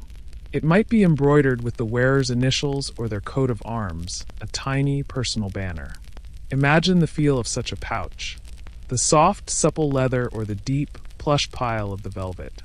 It would be a comforting, familiar object. And what did it hold? You can let your mind picture the contents, small, quiet things. A few silver coins, their surfaces worn smooth with use, clicking softly against each other. Perhaps a small, folded piece of parchment, bearing a message or a prayer. A personal seal, carved from bone or semi-precious stone, used to press into wax to authenticate a letter. And almost certainly a small sachet of dried herbs or a piece of fragrant resin, so that when the pouch was opened, it released a pleasant, personal scent. It was a tiny, private world, a container for the small secrets and necessities of a royal life. And now let us drift to the hands. The hands of a king or a queen were symbols of their power. They signed decrees, they offered blessings, they held the orb and scepter. And they were often sheathed in another object of immense luxury and elegance, gloves. Medieval gloves were not the sturdy, practical things we might imagine. For the nobility, they were incredibly fine, tight-fitting, and delicate objects, crafted from the softest materials available. Imagine a glove made from kidskin, the skin of a young goat, tanned until it was as soft and thin as paper. Or gloves made of fine silk, stitched with nearly invisible seams. They would fit the hand perfectly, a second skin of pure luxury. And these gloves were often perfumed. This was a long and delicate process. The fine leather would be repeatedly rubbed with fragrant oils and pastes, known as sweet bags, filled with a mixture of musk, civet, ambergris, and the essential oils of flowers like roses, violets, and jasmine. The scent would permeate the leather, and the gloves would carry this beautiful, expensive aroma for months. To be in the presence of someone wearing these gloves was to be surrounded by a faint, personal cloud of exquisite fragrance. When the queen lifted her hand, she brought with her the scent of a secret garden. Gloves were also thick with etiquette and symbolism. It was considered a sign of respect to remove one's glove when entering a church, or when shaking the hand of a social superior. To throw down one's glove or gauntlet was a formal challenge to a duel. And for a lady to give her glove to a knight as a token of her favor was a profound romantic gesture.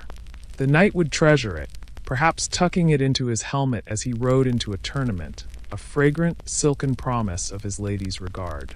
So you can see how these small things, the girdle, the pouch, the gloves, were anything but insignificant. They were the final, grace notes in the grand symphony of the royal wardrobe. They completed the picture, adding layers of meaning, of practicality, and of sensory delight. As you continue to relax, as you feel your body growing heavier and your mind growing quieter, you can let these details go. Picture the soft glint of a golden girdle in the candlelight. Imagine the gentle, calming scent of a perfumed glove. Think of the soft weight of a velvet pouch and the quiet, muffled sound of the coins within. These are small, peaceful thoughts. They are quiet, boring, and they are here to help you let go of the day. There is no need to hold on to them. Just let them drift like dust motes in a sunbeam as you sink deeper and deeper into a comfortable, peaceful, and profound sleep. These were the clothes for the great halls and the quiet ceremonies. But what of the clothes for battle? What of the other, harder uniform a king was required to wear? Beyond the silks and velvets, beyond the soft whispers of fur and the cold glitter of jewels, there was another kind of royal dress. This was a garment not for the feast or the council chamber, but for the grandest theater of all, the tournament field, the state parade, or the crusade. This was the king's armor. Let your mind drift now, not to a world of violence or conflict, but to a world of artistry, of craftsmanship, of shining sculptural steel. We will not think of battle. We will think of armor as another form of fashion, perhaps the most expensive, most symbolic, and most breathtaking form of all. It was a second skin, forged in fire and polished to the brilliance of a mirror. Allow yourself to relax completely, and let these images of strength and security bring you a sense of deep and profound peace. Let us begin in the armorer's workshop. This is not the loud, chaotic forge of a common blacksmith. This is a quiet, specialized place, a sanctuary of immense skill. The air smells of coal smoke, of quenching steam, and of the sharp, clean scent of oiled steel. The armorer is a master of his craft, a sculptor who works in metal. The sounds here are not the violent clang of a sledgehammer, but the quiet, rhythmic, and purposeful sounds of creation. Listen, in your mind, to the steady tap-tap-tap of a small, rounded hammer as the armorer carefully shapes a curved plate over a polished anvil. Hear the soft, abrasive shush of a file smoothing a rough edge. Hear the gentle whir of a polishing wheel, buffing a piece of steel until it shines with a light of its own. The creation of a suit of full-plate armor was a process that could take months. It was a commission of incredible expense, far beyond the reach of anyone but the wealthiest nobles and the king himself. And it was made for one person and one person only. The armor would take dozens of precise measurements, for the armor had to fit the wearer's body as perfectly as a tailored glove. Now, imagine the king on the morning of a great tournament. The dressing process is a long and quiet ritual, assisted by his squires. First comes the foundation, a padded garment called an arming doublet or gambeson. It is a quilted tunic, made of thick layers of linen or wool, stitched through to create a padded surface. It is designed to cushion the body from the immense weight and hard edges of the steel plates that will be placed over it. It is a garment of pure, practical comfort, the soft sole of the hard outer shell. Over this, a shirt of mail might be worn. Picture it now. Not a clumsy, heavy coat, but a fabric of interlinked iron rings. Thousands upon thousands of tiny metal circles, each one riveted shut, woven together into a dense, flexible, and surprisingly fluid mesh. As the squires lift it, it moves with a soft, slithering sound, like a river of liquid steel. It settles over the king's shoulders with a great, heavy weight, conforming to the shape of his body. It is a garment of immense and patient labor, each ring a testament to the smith's skill. And now come the plates. The shining, sculpted pieces of steel that will transform the king from a man into a living statue. The process is slow, piece by piece. The squires begin with the legs. They bring forth the greaves, the curved plates that cover the shins, and the polions, the articulated caps that protect the knees. Each piece is fastened with leather straps and buckles. Then come the sabatons, the shoes of steel, made of many small, overlapping plates that allow the foot to articulate. Next, they move to the torso. The great, gleaming breastplate, the cuirass, is brought forward. Its surface is curved and rounded, designed not just for protection, but to create a heroic, powerful silhouette. It is polished to such a high sheen that you could see your own reflection in it. The backplate is attached, and the two pieces are buckled together at the sides, encasing the king's torso in a solid shell of steel. Then come the arms. The rear braces for the upper arm, the vambraces for the forearm, and the couters for the elbows, each piece perfectly shaped and articulated to allow for a full range of motion. And finally, the gauntlets. These were often the most intricate part of the entire suit. Imagine gloves made of steel, with dozens of tiny, overlapping plates protecting every knuckle of every finger, all attached to a soft leather glove within. They were marvels of engineering, allowing the king to grip his reins or his ceremonial sword as if he were wearing no gloves at all. But this armor was not just plain steel. It was a canvas for decoration, for a statement of royal magnificence. The edges of the steel plates were often decorated with gilding. Imagine the armorer applying a thin layer of pure gold along the border of the breastplate or the gauntlets, creating a brilliant line of light that contrasted beautifully with the silver sheen of the polished steel. Sometimes, the surface of the armor would be decorated with etching. Using acid and wax, the armorer could permanently carve intricate, swirling patterns into the steel itself, delicate floral. Vines, passages from scripture, or the king's own personal motto. It was an art form of incredible subtlety and permanence. And when the last steel plate was buckled into place, the ritual was still not complete. Over this magnificent harness of steel, the king would wear a surcoat. This was a sleeveless tunic made of the richest fabric, perhaps silk or velvet, and it would be richly embroidered with his full coat of arms. Imagine a surcoat of deep blue silk, and upon its chest, the great golden, embroidered lion of the kingdom, its thread of gold claws extended, its mouth open in a silent, stitched roar. This fabric layer softened the harshness of the armor, clothing the man of steel in the colors and symbols of his noble lineage. The final piece was the helmet, a great, sculptural bassinet with a movable visor. And rising from its very top, secured in a special holder, was a magnificent plume of brightly dyed ostrich feathers.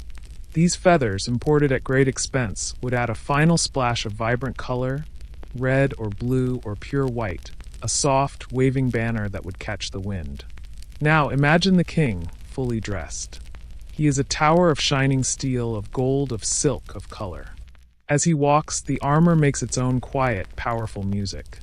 The soft clinking of the articulated plates, the gentle hiss of the mail shirt beneath, the muffled thud of his steel-clad feet on the stone floor. The weight is immense. To wear a full suit of plate armor was to carry 80 pounds or more, distributed across the entire body. It forced a slow, deliberate, and powerful way of moving. And think of the feeling of being inside it.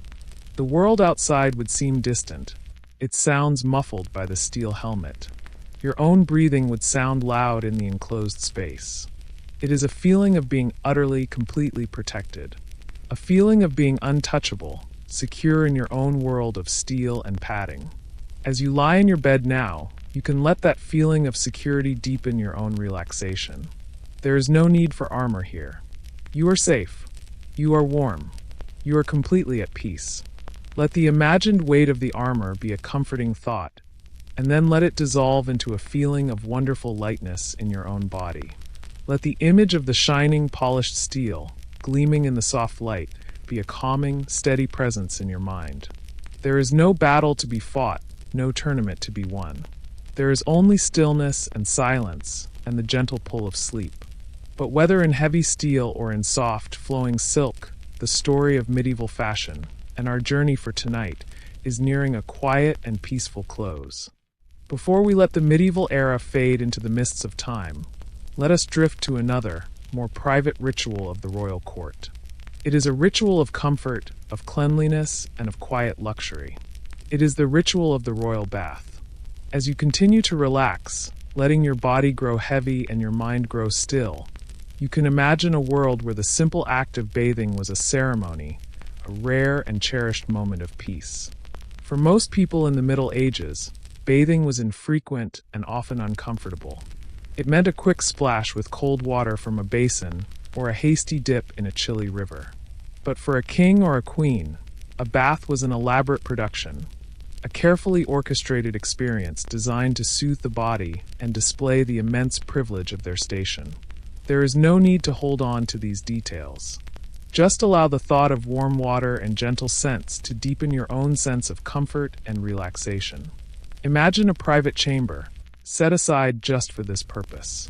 The stone floors are covered with thick woolen cloths to guard against the chill. A large, roaring fire in the hearth fills the room with a deep, radiant warmth. In the center of the room sits the bathtub. It is not the porcelain fixture we know today, but a great, round wooden tub, crafted by a master cooper. It is made of smooth oak staves, bound together with bands of iron, and it is large enough for a person to sit in comfortably. It has been lined with a clean, fine linen cloth, a soft barrier between the skin and the wood, creating a clean and inviting space. The preparation would have begun hours earlier. Servants would have hauled bucket after bucket of water from the castle well, heating it in great iron cauldrons over the kitchen fires. When the water was steaming hot, it was carried carefully to the bathing chamber and poured into the tub, the rising steam filling the room with a warm, damp haze. Cold water would be added bucket by bucket until the temperature was perfect, not scalding but deeply, wonderfully warm. But plain water was not enough for a royal bath. The servants would bring infusions of fragrant herbs, prepared especially for this moment. Imagine a bundle of fresh lavender, rosemary, and chamomile, tied together and steeped in hot water until their essential oils were released. This fragrant, herbal tea would be poured into the bath, and the steam would carry its gentle, calming scent throughout the chamber. The scent of lavender, to soothe the mind and encourage rest. The scent of rosemary, to clarify the thoughts. The scent of chamomile, to calm the spirit. It was a simple, natural form of aromatherapy. Sometimes fragrant flower petals, rose or violet or honeysuckle, would be scattered across the surface of the water, creating a floating carpet of color and scent. Or precious imported bath oils, scented with musk or sandalwood, would be added, making the water feel soft and silky against the skin. Now, imagine the king or queen entering this chamber. The world of the court, with its politics, its noise, and its heavy fabrics, is left behind. Here, there is only the warmth of the fire, the soft, hazy steam, and the beautiful, calming scent of the herbal water. A servant would help them undress, down to their simple linen undergarment, before they stepped into the tub. Picture the moment of sinking into that deep, warm water. It is a feeling of profound relief, of letting go. The warmth seeps into the muscles, soothing the aches from a long day of riding or sitting in state. The steam opens the pores. The scent of the herbs calms the mind. For a few precious moments, the monarch is not a symbol of power, but simply a person, enjoying a moment of quiet, human comfort. A servant would be there, with a soft linen cloth and a bar of simple Castile soap, a luxury item imported from Spain, made from pure olive oil. They would gently wash the monarch's back and shoulders. The water would be ladled in a silver or wooden pitcher and poured gently over their hair. There were no complex shampoos, but sometimes a rinse of diluted vinegar or rosemary water was used to leave the hair clean and shining. The entire experience was one of slowness and peace. There was no rush. The monarch might sit in the tub for an hour or more, simply soaking in the warmth, perhaps drinking a small cup of spiced wine. A canopy might even be erected over the tub, a small tent of silk or wool, to trap the steam and create an even more intense, sauna-like experience. This was a time for quiet contemplation, a rare moment of solitude in a life that was lived almost entirely in public. When the bath was finished, the process of drying was just as luxurious. A servant would be waiting with great, soft linen towels, which had been warmed by the fire. The monarch would be wrapped in these warm towels, cocooned in their softness. The feeling of the warm, dry, and fragrant linen against the clean skin would have been a feeling of ultimate comfort and renewal. After drying, they would be rubbed with scented oils to soften the skin. Almond oil, perhaps, infused with the scent of roses or cloves. Then they would be dressed in a clean, fresh chemise or shirt and a loose, comfortable robe, often lined with soft fur like squirrel or rabbit. Their hair would be combed with a fine comb made of ivory or polished boxwood. The royal bath was more than just a way to get clean. It was a ritual that separated the royal body from the common world. It was a demonstration of a life so privileged that one could command such quantities of hot water, rare herbs, and the time and labor of so many servants for a single moment of comfort. As you continue to rest, as you feel your own body warm and relaxed beneath your blankets, you can let this image of the royal bath bring you a sense of deep peace. Think of the warm, fragrant steam. Think of the gentle scent of lavender and rose. Think of the feeling of being clean, warm, and completely at ease. Let this imagined comfort deepen your own physical comfort. There is no need for such ceremony now. There is only the simple, easy, and profound comfort of your own bed, calling you into a deep and restorative sleep. The water is still, the fire is burning low, and all is quiet and peaceful. This ritual of cleaning and purifying the body was, in its own way, a preparation for the most sacred duty of all, the wearing of the garments of state, and none were more sacred or more heavy than the robes worn for a coronation. Let us drift now to the most sacred, most solemn, and most magnificent ceremony of the entire medieval world. Let us go to the coronation. This was the moment a monarch was made, the moment a human being was transformed, through ritual and prayer, into God's chosen ruler on earth. And at the heart of this transformation was not just the crown, but the clothes themselves, a series of sacred vestments, each with a profound meaning and a profound physical weight. As you lie here, safe and comfortable, there is no need to follow this story too closely. Allow the words to be a gentle murmur, a quiet tale of ancient splendor to lull your mind. Let your own body feel light as we think of the great, godly weight that a new king or queen was about to assume. The coronation did not begin with celebration. It began with humility. On the morning of the ceremony, the future monarch would enter the great abbey or cathedral not in a blaze of glory, but in a state of simplicity. They would approach the altar wearing a simple, unadorned robe of fine, white linen, much like the chemise we have spoken of before. This first garment, the colobium cindonis, was a symbol of purity, of casting off the old self, and of presenting oneself as a clean vessel, ready to receive the grace of God. It was a reminder that before they could become a ruler, they first had to be a servant of a higher power. The most sacred moment of the coronation was the anointing. The monarch would kneel, and the archbishop, the highest cleric in the land, would dip his thumb into a vial of holy oil, a consecrated oil, often believed to be of miraculous origin. He would then touch the monarch's head, their chest, and the palms of their hands, anointing them in the name of God. This was the moment of transformation, the moment the divine was believed to touch the mortal. In this instant, the king or queen ceased to be merely a person of noble birth. They became the anointed one. And only after this sacred act could they be clothed in the true robes of their office. The servants and bishops would approach, carrying the coronation vestments. These were not mere clothes. They were holy relics, often believed to have been passed down for centuries. Each piece was laid upon the monarch in a slow, deliberate, and prayerful sequence. First, over the simple white tunic, came a garment called the supertunica. This was a long coat of the richest silk, woven through with threads of pure gold, creating a fabric that shimmered and glowed with an otherworldly light. It was often the color of the sky, a deep and majestic blue, or a brilliant sun-like gold. Imagine the feel of it being settled onto the monarch's shoulders. The silk would be cool and smooth, but the garment itself would be astonishingly heavy. The sheer amount of gold thread woven into the fabric gave it the weight and feel of a fine coat of mail. It was the first layer of godly armor. Over this, other vestments would be layered. A stole, much like a priest's, but whiter and even more richly embroidered with gold and jewels. And finally, the great mantle, or pallium.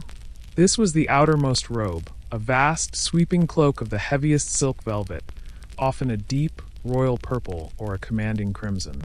The mantle was often covered in a universe of intricate embroidery. Think of the symbols stitched in gold and silver thread. Golden eagles with their wings spread wide, representing empire and vision. Fleurs de lis, representing purity and royalty, and crosses and other sacred symbols, reinforcing the monarch's role as defender of the faith.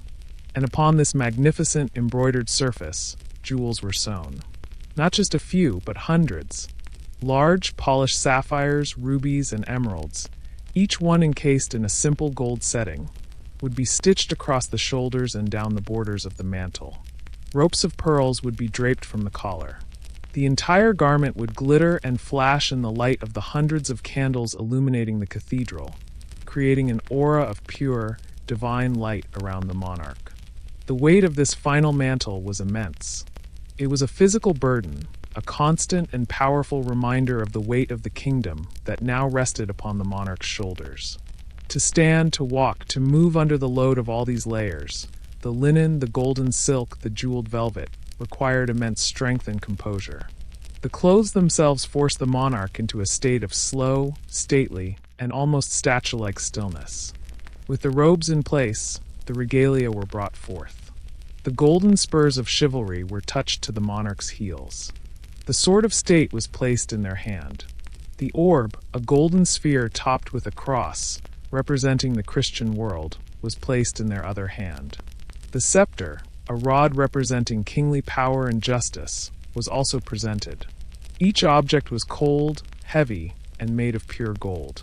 And then the final moment. The archbishop would lift the great crown.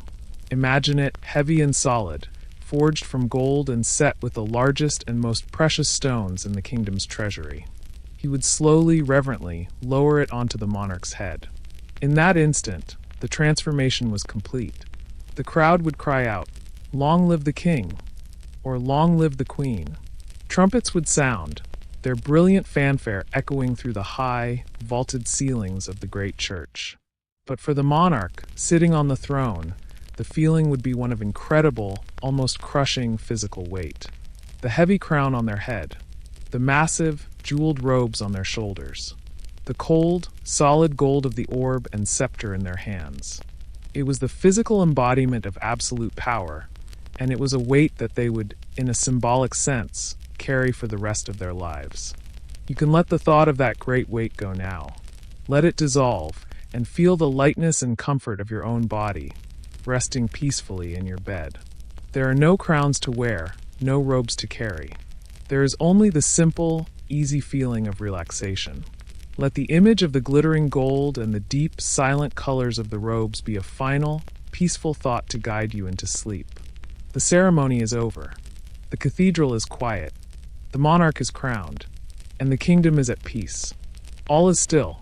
As the candle burned low in the long medieval period, the story of these strange and wonderful clothes quietly moved on, for all things must change.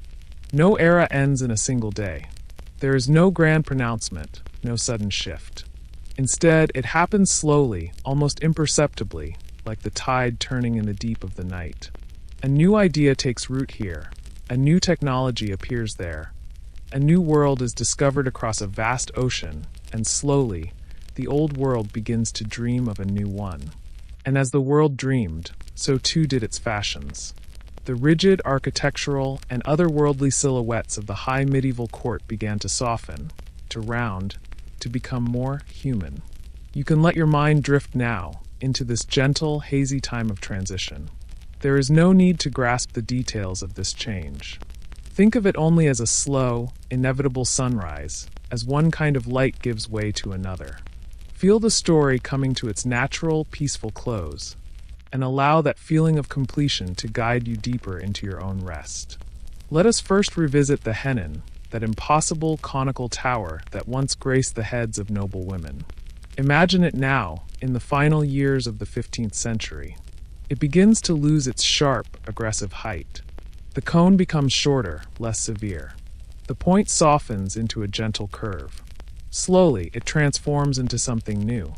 The towering spire gives way to the rounded, comfortable shape of the gable hood, which frames the face like the arch of a peaceful chapel. Or it evolves into the French hood, a softer, more elegant curve of velvet that allowed the hair to show at the front, a small but radical change. The head was no longer a pedestal for a piece of architecture reaching for the heavens. It was becoming, once again, the seat of human expression. The age of reaching for God in cloth was slowly giving way to an age of celebrating the person. And what of the Krakow, those wonderfully absurd pointed shoes? Their sharp points, which had once been a declaration of status, began to seem old-fashioned, a relic of a bygone age. The world was becoming a more practical place, a place of merchants, explorers, and bankers. A man's footing needed to be solid, his stance grounded. And so the pointed toe began to recede. Inch by inch, season by season, the shoe's point grew shorter. The long, delicate whisper of leather retreated until it was gone completely. In its place, a new shape emerged, the bare paw shoe. It was the complete opposite of Krakow. It was wide, square, and solid at the toe. It was a shoe that gripped the earth. It gave its wearer a sense of stability, of presence, of being firmly planted in the world. The awkward, shuffling gait of the courtier in his pointed polaines was replaced by the firm, confident stride of the Renaissance man. It was a change that happened from the ground up, a quiet revolution in posture and intention. And the great flowing huppeland, that magnificent tent of fabric, it too began to change. The vast, trailing sleeves were shortened. The endless folds of the body were gathered and stitched, tailored more closely to the human form. A new silhouette was emerging, one that was wide at the shoulders, narrow at the waist, and strong in the leg. It was a shape that celebrated the power and the anatomy of the body, rather than hiding it beneath a cascade of cloth. The Renaissance was discovering the beauty of the human form, and the clothes began to reflect this newfound fascination. The fabric was still luxurious, the colors still rich, but the shape was becoming more defined, more powerful, more real. Why did these changes happen? There were quiet undercurrents, deep and slow, that were reshaping the world. You do not need to remember them. Just let them be a part of the story's gentle ending. A new technology, the printing press, meant that images and ideas could travel faster than ever before. A drawing of a new style of dress from Italy could reach the French court in a matter of weeks, and a new fashion could spread like a quiet fire across the continent.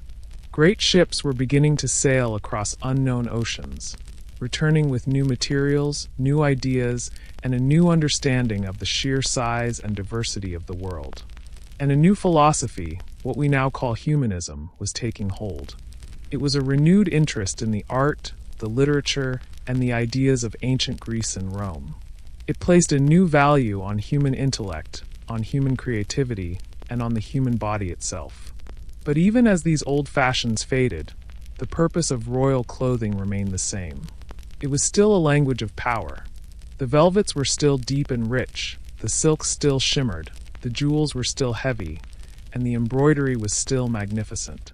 They were simply used to create a new kind of splendor, one that was just as breathtaking as the one it replaced. The story of the Henan, the Krakow, and the Huppeland was coming to a close. They were becoming the stuff of legend, the clothes of fairy tale kings and queens in illuminated manuscripts.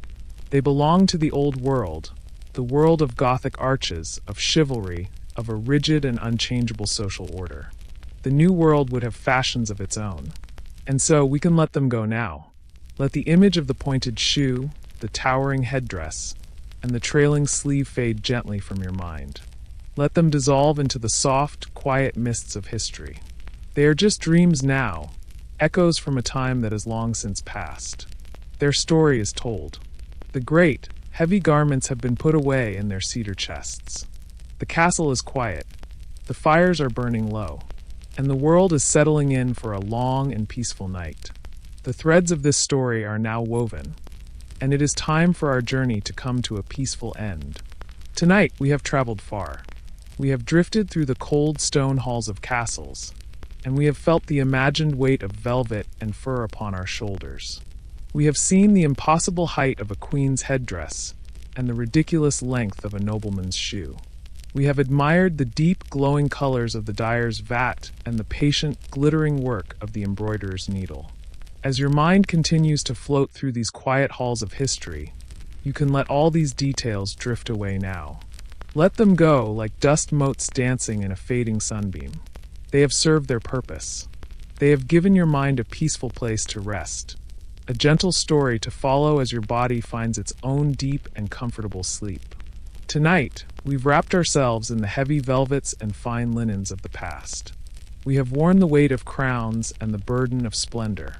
But now, it is time to rest. It is time to let the weight of history melt away completely, leaving only the simple, easy comfort of your bed, the softness of your pillow, and the gentle rhythm of your own breathing. The story is over. The castle is asleep, and all is quiet.